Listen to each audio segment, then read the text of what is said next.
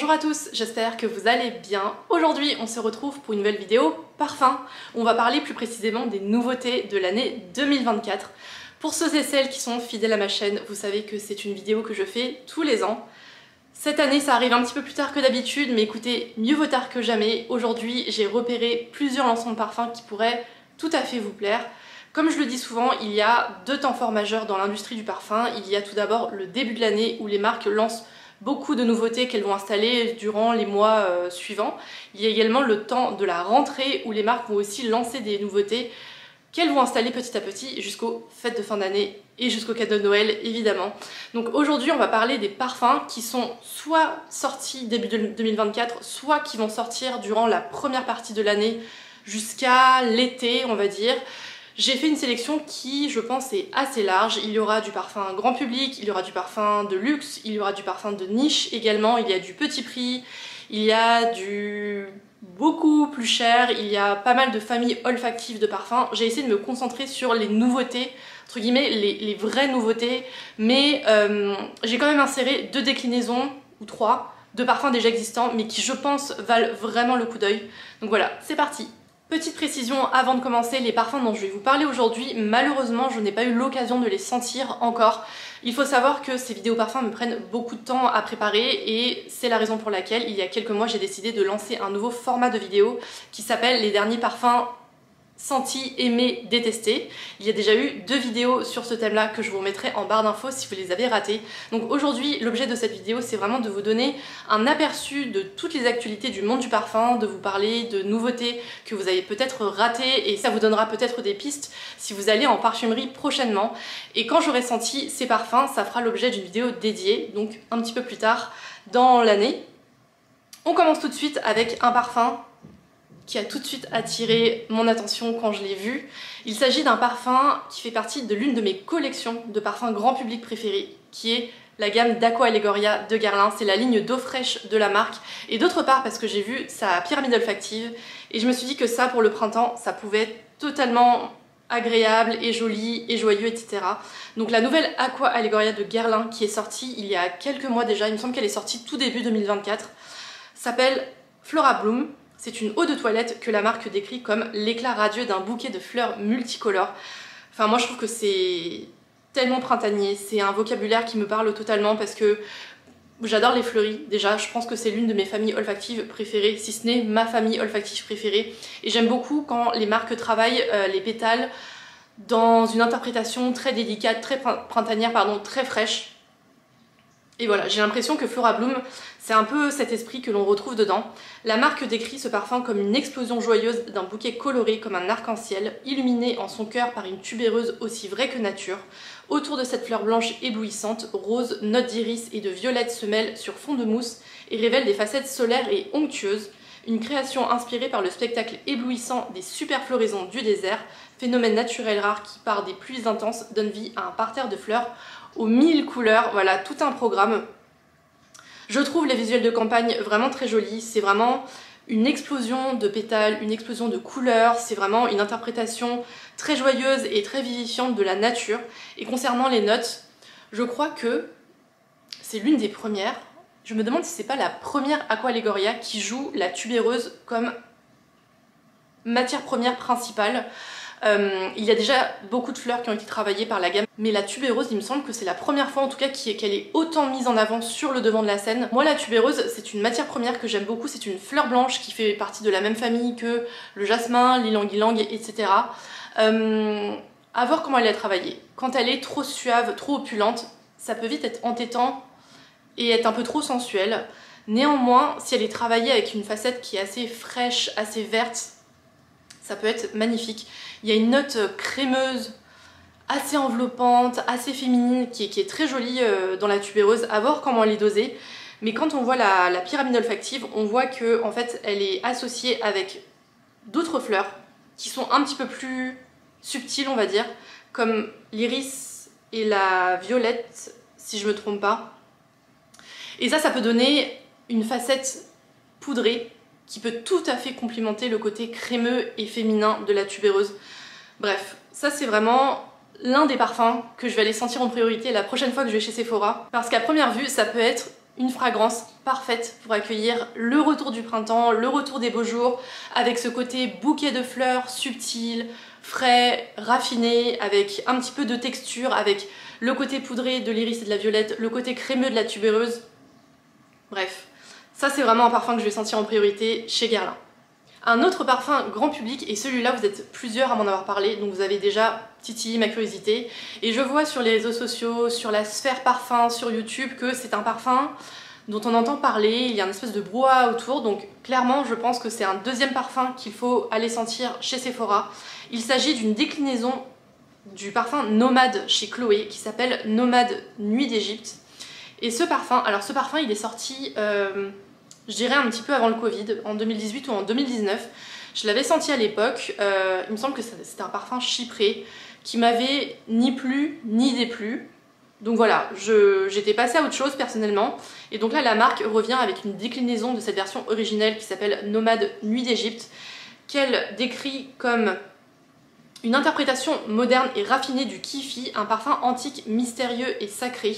Les puissants accents résineux de la myrrhe se mêlent aux notes épicées du gingembre et de la cannelle, puis aux tonalités mielées d'un nectar de fleurs de genêt. Le cypriol et l'opoponax viennent alors envelopper l'accord de leurs notes rondes, balsamiques et ambrées. Au cœur de la fragrance, un absolu de fleurs d'oranger révèle une facette à la fois douce et profonde. Une touche de vanille chaleureuse et sensuelle vient parachever ce jus envoûtant, formulé avec un parfum à 90% d'origine naturelle.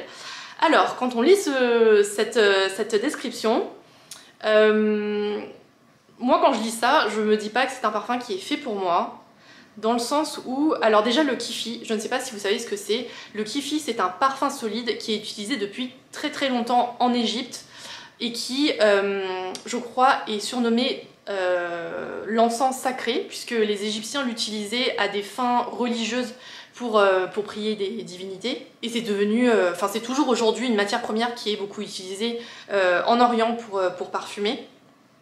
Donc voilà, ça a un côté encens, fumé, un petit peu sec, et à côté de ça, il y a de la myrrhe, du gingembre, de la cannelle, ça fait un gros cocktail épicé. Ensuite, il y a de la fleur d'oranger, qui est une autre matière première qu'on utilise beaucoup en Orient. J'imagine que là, ce ne sera pas une fleur d'oranger très fraîche, très pétalée, ce sera une fleur d'oranger qui sera davantage du côté suave. Et en plus de ça, il y a de la vanille, donc ça ajoute encore plus de crémeux et encore plus d'épices. Et il y a aussi de l'opoponax, qui est une matière première. Je me demande si c'est pas une résine. En tout cas, ça apporte un côté qui est hyper crémeux, hyper chaud, hyper velouté. Donc voilà, je pense que sur le papier, ça a l'air d'être un parfum qui a l'air d'avoir du caractère, d'avoir une signature olfactive qui est très marquée, avec plusieurs textures, plusieurs facettes. Il y a des dimensions mielées, il y a des dimensions plus fumées, il y a des dimensions un petit peu plus fleuries, etc. Donc voilà, je pense qu'il y a un bon melting pot qui, si il était équilibré, ça peut donner une construction olfactive qui est vraiment singulière et réussie. Moi, personnellement, si vous connaissez mes goûts en matière de parfum, voilà, je suis pas sûre que c'est un parfum qui va me plaire. Néanmoins, il fait parler de lui. Et rien que pour ça, je pense qu'il faut aller le sentir.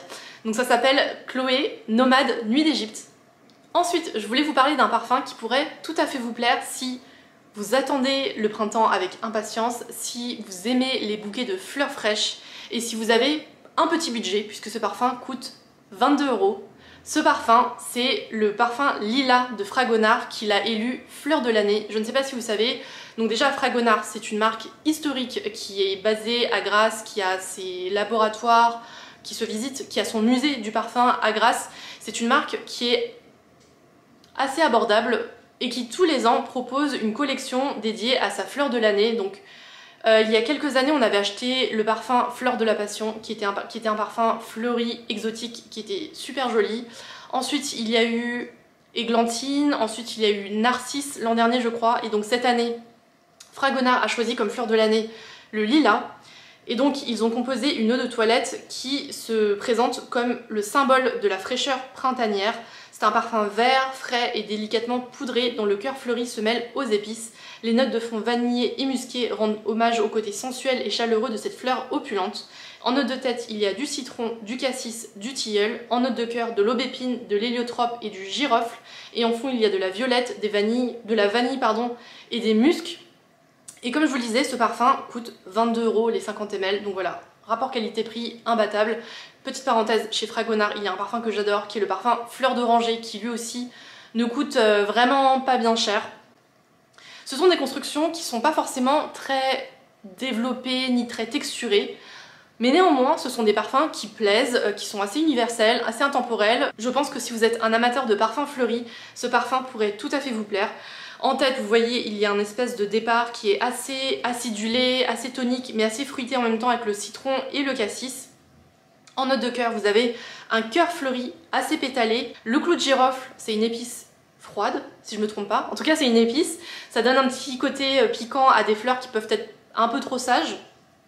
Et en fond, vous avez le côté poudré de la violette, le côté crémeux de la vanille et le côté enveloppant des muscs. Sur le fond, franchement, je trouve que c'est une formule gagnante, sur le papier en tout cas. Donc voilà, franchement, si vous cherchez un parfum assez feel good, assez simple, qui sente les fleurs et le propre, allez sentir Lilas de Fragonard. Et si l'odeur vous plaît vraiment, sachez que comme tous les ans, la marque décline ce parfum fleur de l'année en savon et en diffuseur également. Là encore, je vais vous parler non pas d'une vraie nouveauté parfum, mais d'une nouvelle déclinaison d'un parfum existant. Ce parfum, je l'aime beaucoup, je l'ai longtemps porté, ma maman l'a porté également. Il s'agit de Flower by Kenzo, qui est un parfum qui est sorti dans les années 2000, j'ai envie de dire. C'est un floral poudré aquatique qui, je trouve, n'a pas pris une ride. C'est un parfum floral qui est toujours aussi beau, aussi lumineux. Et bien sûr, au fil des années, la marque a enrichi cette gamme Flower by Kenzo avec d'innombrables variations. Et là, cette année, il y a une nouvelle variation qui s'appelle Flower Ikebana Mimosa, qui est une eau de parfum floral poudrée, qui rend hommage à l'amour de Kenzo Takada pour les fleurs et l'art de vivre. Si vous ne le savez pas, Ikebana, si je me trompe pas, ça veut dire l'art de la composition florale à la japonaise. Et comme vous le savez, tout est question d'équilibre au Japon, donc voilà, tout est pensé, toutes les fleurs, tous les branchages sont placés à des hauteurs, à des longueurs, avec des couleurs qui sont bien pensées et qui ne sont absolument pas laissées au hasard. Donc voilà, cette nouveauté veut retranscrire l'équilibre d'une composition florale à la japonaise. Et comme son nom l'indique, au cœur de la fragrance, il y a un absolu de pompon de mimosa, avec en fond la verticalité du bois d'Inoki qui vient soutenir l'ensemble de la composition avec un extrait de sésame doré comme entremetteur et qui fait résonner son sillage au confort addictif. En note de tête, il y a du zeste de kumquat, en note de cœur, il y a de l'absolu de mimosa, de l'extrait de sésame doré et en note de fond, un accord de bois d'Inoki. Et alors moi, c'est une composition qui m'intrigue complètement puisque je pense que c'est un parfum qui pourrait tout à fait me plaire, parce que si on reprend le squelette de Flower by Kenzo, forcément il y a déjà une base, une trame qui fait écho en moi, et en plus on y ajoute des ingrédients qui je pense pourraient tout à fait titiller mon nez. Il y a du zeste de kumquat en ouverture, c'est un agrume qui j'ai l'impression n'est pas souvent utilisé en parfumerie. Je pense que ça a un côté zesté, acidulé, qui peut être tout à fait frais et croquant en départ. Donc en cœur, il y a du mimosa. Le mimosa, si vous avez déjà senti cette odeur de fleurs, c'est une fleur qui, je trouve, ne sent pas vraiment comme les autres fleurs. Ça sent pas comme le jasmin, ça sent pas comme la rose, ça sent pas comme le lys. Ça a un côté vraiment... ça a une odeur qui est vraiment différente, dans le sens où c'est une odeur qui est assez chaude, qui est assez sèche, qui est assez paillée. C'est une fleur différente. Si vous aimez pas forcément les parfums fleuris, le mimosa, ça pourrait peut-être vous plaire. L'extrait de sésame doré, c'est une note qui m'intrigue énormément parce que moi j'aime bien quand les parfums commencent à mettre des ingrédients alimentaires mais inattendus dans les parfums. Je trouve que ça donne un côté tout à fait singulier. Ça pourrait tout à fait être un coup de cœur pour moi. Dites-moi si ça peut être votre cas également. Mais en tout cas, je pense que cette nouveauté chez Kenzo, eh ben, ça pourrait tout à fait être mon odeur du printemps. Donc là, je viens de vous présenter des parfums qui sont soit sortis il y a quelques mois, soit qui viennent tout juste de sortir. En tout cas, ils sont a priori tous disponibles en parfumerie. Et là, je vais vous parler rapidement de deux parfums dont j'ai pas beaucoup d'informations, qui sont pas encore sortis, mais qui m'ont tout de suite intriguée. Le premier, c'est pas un parfum, c'est 4 parfums de la marque Kayali. Kayali, c'est une marque qui est vendue chez Sephora. Elle a été fondée par Mona Kattan, qui est donc la sœur de Huda Kattan, qui a fondé la marque de maquillage et de soins Huda Beauty. J'en ai fait une vidéo il y a un an, je dirais, où je testais à l'aveugle 3 parfums. Et à ma grande surprise, moi qui pensais ne pas du tout être dans la cible de ces parfums, que je pressentais très opulent, très gourmand, pas assez subtil à mon goût. Écoutez, moi j'ai eu quelques coups de cœur. Je vous remettrai la vidéo en barre d'infos. Et depuis, c'est une marque que je suis assez régulièrement. Je vais aller sentir les nouveautés avec grand plaisir chez Sephora. Il y a quelques réussites ces derniers mois. Je pense par exemple à Yum Pistachio Gelato qui est dans le flacon vert, qui est inspiré d'une glace à la pistache que j'ai beaucoup aimé, qui est bien moins chimique, bien moins sucré que ce que je craignais. Le dernier parfum en date qui est sorti, c'est... Je n'ai plus le nom exact, mais c'est un parfum... c'est Eden Litchi quelque chose. C'est un parfum autour du litchi qui m'a plu, mais qui m'a un peu moins convaincue que celui à la pistache. En tout cas, si vous cherchez un parfum un petit peu peps, un petit peu pétillant, voilà. Kayali, je trouve que c'est un bon rapport qualité-prix chez Sephora.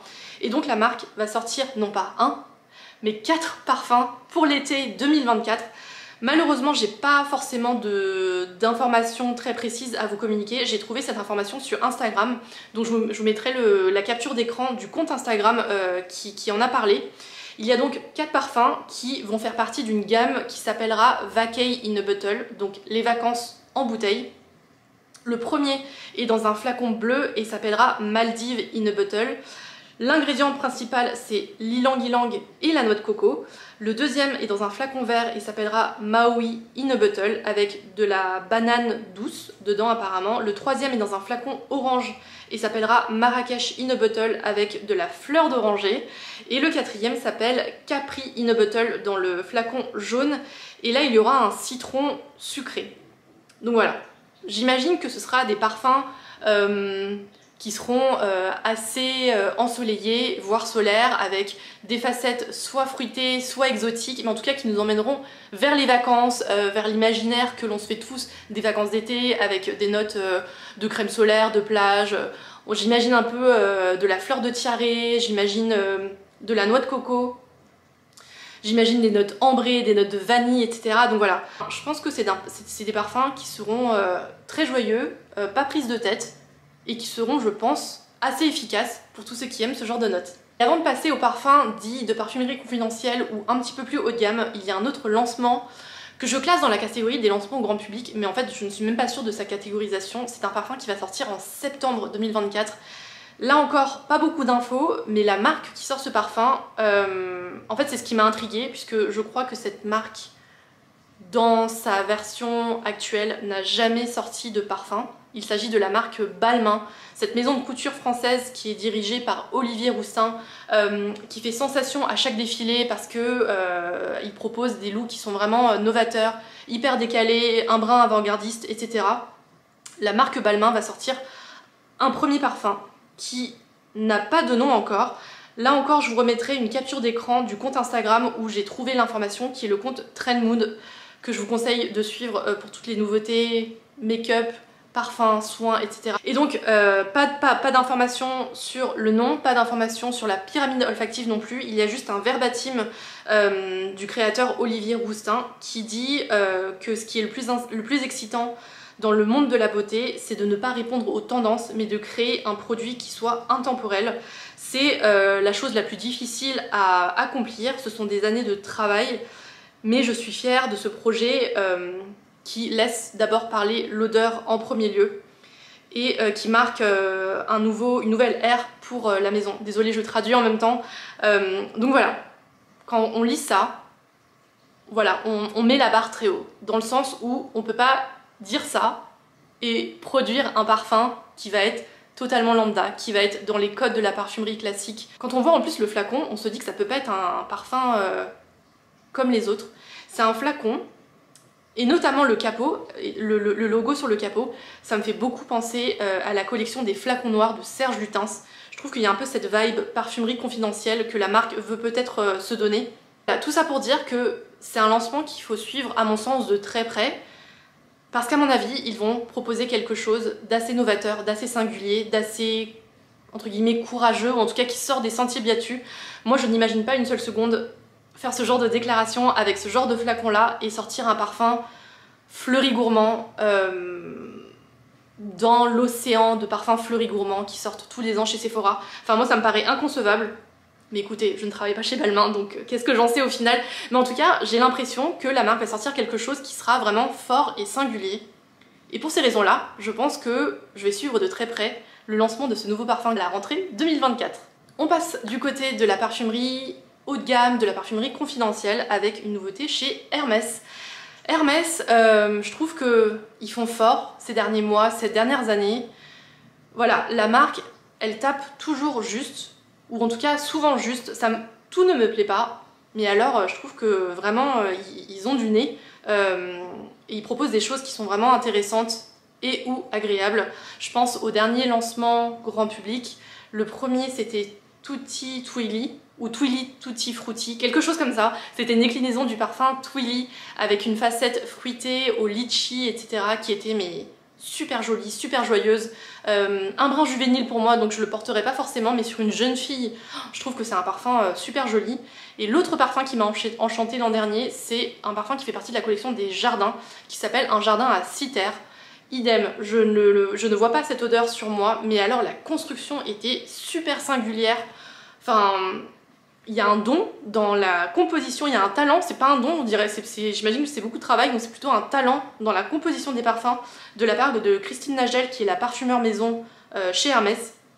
Vraiment, Hermès, ils sont vraiment très très forts en parfum, et dans d'autres secteurs aussi, hein.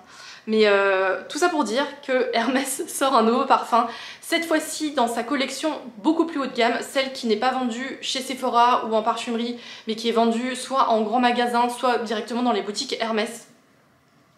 C'est la collection des Hermessences d'Hermès. La nouveauté s'appelle Oud Alezan, et la marque raconte que cette Hermessence Oud Alezan est née de la rencontre de Christine Nagel avec un oud extraordinaire. Cette impression de plonger dans une matière très intime et sensuelle m'a ravivé le souvenir troublant d'un cheval à la robe alezan dont j'avais humé l'encolure. Alors si comme moi, vous n'êtes absolument pas familière avec le monde équestre, sachez que alezan veut dire dont la robe est brun rougeâtre pour qualifier la couleur des poils d'un cheval, j'imagine. Voilà, j'ai appris un nouveau mot, je ne sais pas si vous aussi c'est votre cas. Bref. Dans les notes olfactives, la marque décrit ce parfum comme enivrant, subtil, majestueux, avec un accord entre un oud exceptionnel enveloppant et un duo de roses contrastés et percutants. C'est une hermescence qui sied aux hommes et aux femmes, et la marque décrit cette odeur comme chaude et sensuelle. Alors, on va le dire tout de suite, clairement je pense que c'est pas du tout un parfum qui est fait pour moi. Néanmoins, si vous appréciez les notes de bois de oud, les notes qui sont un petit peu fumées, qui sont assez opulentes, avec un sillage qui est vraiment très prononcé, allez sentir ce parfum. Je pense que c'est un parfum qui est vraiment très bien exécuté, avec le côté fumé et boisé du oud, avec de l'autre côté un duo de roses contrastées qui peut apporter une facette veloutée, une facette un petit peu plus pétalée ou suave selon comment la rose est travaillée. Je pense que c'est un parfum que l'on peut qualifier d'oriental ou que l'on peut classifier dans la famille des parfums orientaux. Vous savez que peut-être ou pas que c'est pas du tout des parfums que j'apprécie sur moi, du moins. Moi j'aime les parfums qui sont beaucoup plus légers, beaucoup plus lumineux. Écoutez, si vous êtes à l'opposé de mes goûts, et ben je pense que Hermès a encore une fois proposé une très belle création. Du côté de Jo Malone, cette fois-ci, il y a deux nouveautés dont je voulais vous parler. Jo Malone, c'est une marque britannique dont on entend peu parler en France, voire pas du tout. C'est une marque que j'aime beaucoup. Je possède qu'un seul parfum dans la marque, mais il y en a plein que j'aime. C'est une marque qui pourrait tout à fait vous plaire si vous aimez comme moi les parfums qui sont assez légers, assez délicats, très élégants, un brin romantique, assez intemporel. Ce sont des odeurs qui sont vraiment très douces et très agréables à mon sens. Et donc la marque propose pour le printemps voire l'été deux nouveautés dans sa gamme Blossoms, qui n'est pas dans le flacon traditionnel longiligne Jo Malone transparent que l'on connaît tous. C'est dans un flacon qui est plus bas avec un gros capot rond qui est très mignon avec un esprit un petit peu pop, très sympa. Et donc il y a deux nouveautés. La première s'appelle Yuzu Zest Cologne, qui fait partie de la famille des citrus aromatiques. Et la marque partage comme inspiration un bain de soleil sur une plage tropicale avec un air infusé de notes de yuzu, avec des notes qui sont vivifiantes, avec des notes pétillantes qui sont contrebalancées par les notes boisées du bois de cèdre. Si vous appréciez les parfums à base d'agrumes, si vous appréciez porter en été des odeurs qui sont davantage pétillantes, acidulées, fraîches que solaires, crémeuse, etc. type crème solaire, vanille, noix de coco, et ben cette Cologne chez Jo Malone, Yuzu Zest Cologne, pourrait tout à fait vous plaire. Je pense que ça doit être un splash de fraîcheur quand vous appliquez ce parfum. Il y a quand même quelques notes, je pense, qui seront un petit peu solaires, puisque quand on lit l'inspiration de la marque qui dit que c'est un bain de soleil sur une plage tropicale, à mon avis il y a peut-être quelques notes un petit peu crémeuses, un petit peu exotiques, mais qui prennent pas le pas forcément sur la note principale qui est le yuzu. Le yuzu, je sais pas si vous savez ce que c'est un agrume japonais qui fait partie de la famille, il me semble, des citrons et des oranges. Bref, c'est un agrume qui a un côté qui est vraiment zesté, vraiment acidulé. Et en revanche, si vous appréciez les parfums un petit peu plus texturés, un petit peu plus chauds, le deuxième parfum que la marque sort dans la collection Blossom s'appelle Sunlit Cherry Moya Cologne. C'est un parfum qu'elle décrit comme fruité chaud. Alors, Cherry Moya, j'ai dû chercher la traduction de ce que c'était. En français, c'est du chérimoyer. Moi, ça m'a absolument pas éclairé sur ce que c'était vraiment. Je vous mettrai une photo du fruit à l'écran. C'est un fruit que je connais en plus, que j'ai déjà mangé, mais en fait, je crois que je connaissais pas du tout son nom. C'est un fruit qui est originaire d'Amérique du Sud, avec une chair blanche, qui, quand il est mûr, est très juteux et très sucré. Ça a vraiment un côté qui donne l'eau à la bouche. C'est assez exotique aussi, je dirais. Faut aimer le côté sucré. Dans mes souvenirs, c'est un fruit qui est très très sucré quand il est mûr. Donc, ce deuxième parfum, il y a du chérimoyer à l'intérieur. Il y a également de la bergamote en tête. Et en fond, il y a de la résine et de la fève tonka. Donc voilà, c'est un parfum qui a une proposition qui est complètement différente de la nouveauté au yuzu dont je viens de vous parler chez Jo Malone. Celui-là, ça sera vraiment un parfum qui est hyper juteux, qui donne l'eau à la bouche, qui est un brin sucré aussi, je pense, et qui aura un côté vraiment très crémeux en fond, puisqu'il y a de la fève tonka, il y a de la résine, donc ça lui apportera un côté vraiment très chaud, très velouté, très texturé. Donc voilà, si vous préférez les parfums qui sont un petit peu plus dans la vibe, entre guillemets, sucré, gourmand, allez sentir plutôt cette nouveauté qui s'appelle Sunlit Cherry Moya Cologne chez Jo Malone. Et voilà pour les nouveaux parfums 2024 dont je voulais vous parler. J'espère que cette vidéo vous aura plu et que vous aurez fait de belles découvertes en ma compagnie. Si c'est le cas, n'hésitez pas à liker la vidéo et à vous abonner. Et bien sûr, dites-moi en commentaire si vous avez senti l'un des parfums dont je viens de vous parler aujourd'hui, ou si vous avez senti ou repéré d'autres nouveaux parfums. Je serai ravie de vous lire et d'échanger avec vous comme d'habitude. Quant à moi, je vous retrouve dimanche prochain pour une vidéo mode ou beauté. Merci d'avoir regardé cette vidéo et à bientôt.